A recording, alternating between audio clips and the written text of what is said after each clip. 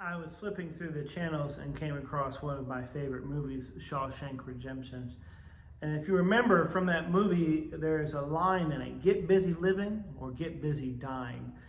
It's a line that always has resonated with me and is echoed many times throughout that movie. I think it's, in a sense, it resonates with me because I believe that's what Jesus kind of tells us. We can either get busy living or get busy dying. And I'm not talking, nor do I think the movie was talking about our physical heartbeat. Some of us are just on a slow march towards death where Jesus comes and says, I want you to have life abundantly. I want you to have an abundant life, to fully live life.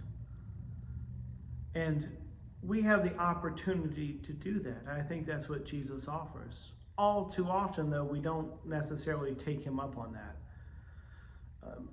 Been doing a lot of thinking. There was a quote I saw about admiring Jesus and following Jesus, and I've talked about this before with other people, but the idea of, do we simply admire Jesus or do we want to follow Jesus? To follow Jesus means to take that extra step, not just a thing we do on Sunday where we come and we feel like we've checked off a box, we've worshiped, we've said a few good things about Jesus. Perhaps we can go out into the world and not be quite such a jerk, which is always nice. But I think what he calls us to do is to go a little bit further, to live like Jesus, to love like Jesus, to forgive like Jesus. And if we do so, we will be perceived as a bit odd.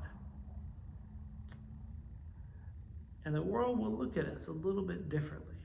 But I think that's okay. After all, Jesus very clear about us needing to sacrifice. And that sacrifice, I believe, looks different for different people. All too often we want to blend in. We want to just be part of the crowd. And I think we fool ourselves sometimes, and especially a place like this where a lot of people profess to be Christians and talk about being Christians.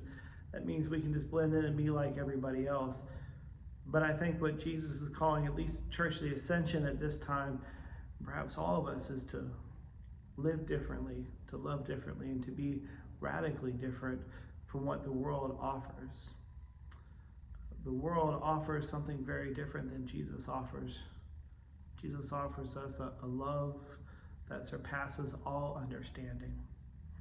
So this week you're going to have choices. You're going to have choices on how to live your life, to get busy living or get busy dying. I hope we are awake enough and attuned enough and willing to follow Jesus and not just admire Jesus enough to make those right